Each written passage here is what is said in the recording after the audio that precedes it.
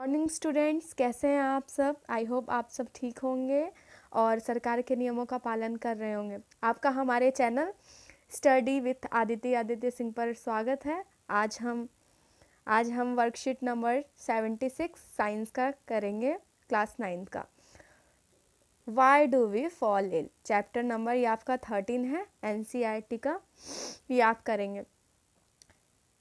इस पूरे वर्कशीट में आप ये समझेंगे, जैसे कि पहली लाइन यहाँ पे बोली गई है, जिज्ञासा दी, we have learn about diseases but how do this diseases spread. तो इसमें आप ना यही देखोगे, डिसीजेज जो होते हैं वो स्प्रेड कैसे होते हैं, कैसे फैलते हैं। ठीक है, तो means of spread of the infectious diseases. Infectious communicable diseases can spread from an infected person to a healthy person by different agency means modes।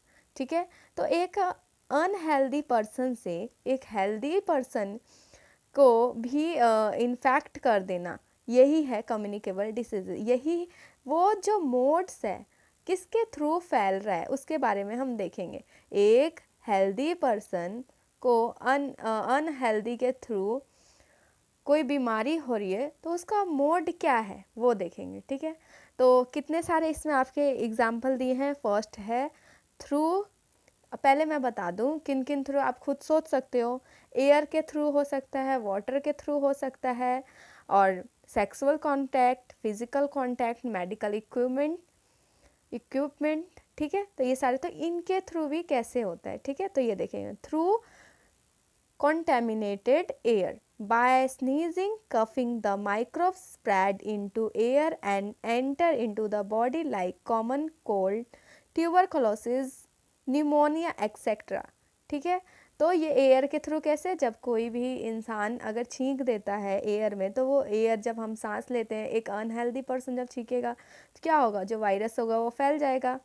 ठीक है, जो भी छींकने पे, तो फिर क्या होगा, जब एक हेल्दी पर्सन उसी वहीं पे सांस लेगा तो वो जो एयर होगी वो उसके नाक में जाएगी, और इससे क्या होगा, बीमारियां फैलेंगी। ठीक है, वो सांस के थ्रू अंदर लेगा उसी वायरस को। ठीक है, ये आपको तो पता ही होगा एयर के थ्रू। और भी मैं एग्जांपल दे रही, जैसे कि आपने ये कोरोना वायरस, अब ये तो मेन है, इस बीमारी मैंने बार बार कहा है, ये वाला चैप्टर आपको बहुत आसान लगेगा, क्योंकि आप इसके दौरान, ये कोरोना वायरस है, इससे आपको ये चैप्टर बहुत आसान लगेगा, जो एयर के थ्रू, वाटर के थ्रू कैसे फैलता।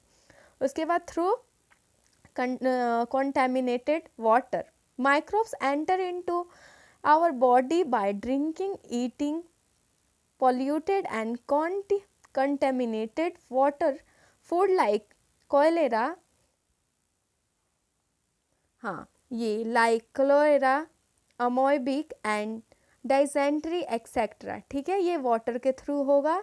जब हम पॉल्यूटेड ये वाटर पिएंगे तो इससे ये सारी बीमारियां होंगी। Through contaminated medical equipment used, siring, thermometer and gloves etc।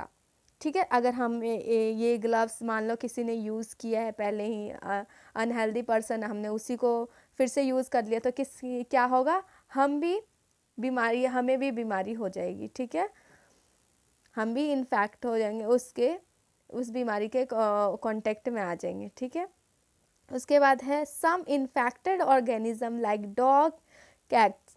ये देखो, ये क्या है, vectors. Some infected organism like dog, cats, monkey and mosquitoes spread the diseases to a healthy person when they bite them. देखो, जब ये इनके through भी क्या होता है, हमें बीमारी हो जाती है, स्प्रेड हो जाता है बीमारी। ठीक है, क्या क्या होती है, like rabies, malaria, dengue, yellow fever etcetera.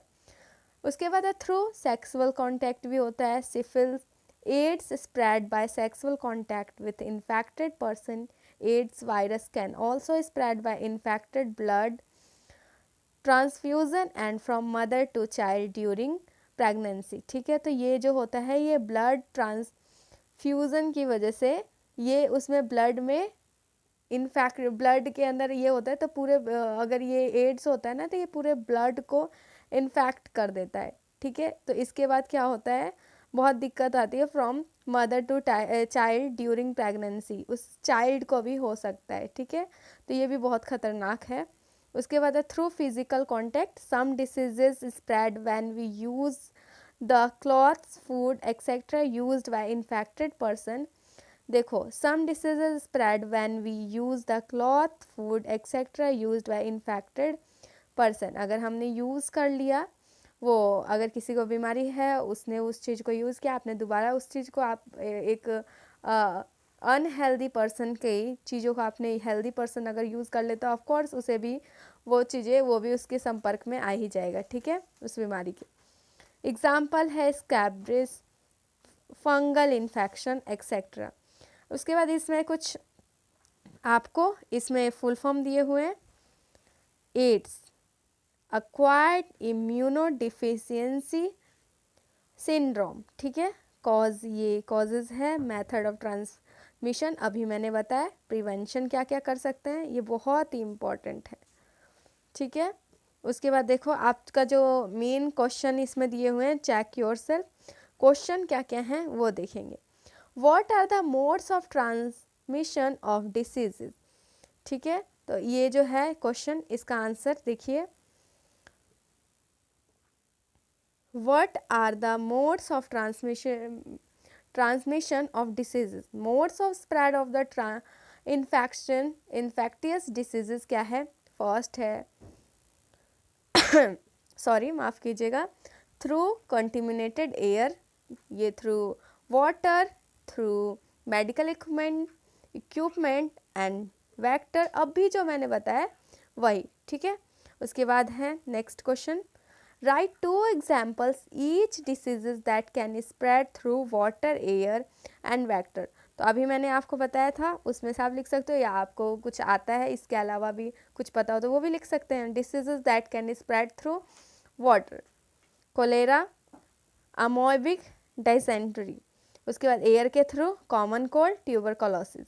Vector क्या क्या हैं, वेक्टर्स के थ्रू रेबिस, मलेरिया, डेंगू, ठीक है। तो ये है जो अभी मैंने आपको बताया पहले भी। उसके बाद है थर्ड क्वेश्चन, एड्स की फुल फॉर्म, ठीक है। तो अभी मैंने बताया एड्स की फुल फॉर्म ये होगी, ठीक है, एक्वायर्ड इम्यूनोडिफिशियंसी सिंड्रोम, ठीक है।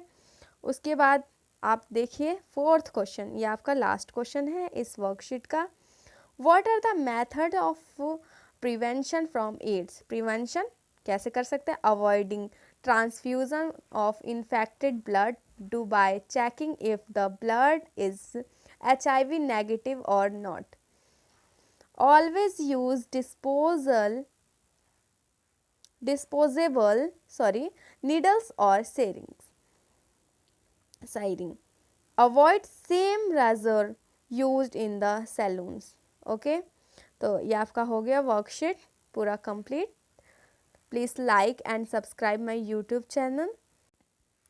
अगर हमारा ये वीडियो आपको पसंद आए तो प्लीज़ इसे सब्सक्राइब करना ना भूलें और इसे शेयर ज़रूर करें ताकि ज़्यादा से ज़्यादा बच्चों की हेल्प हो सके। Thanks for watching my video. Good bye.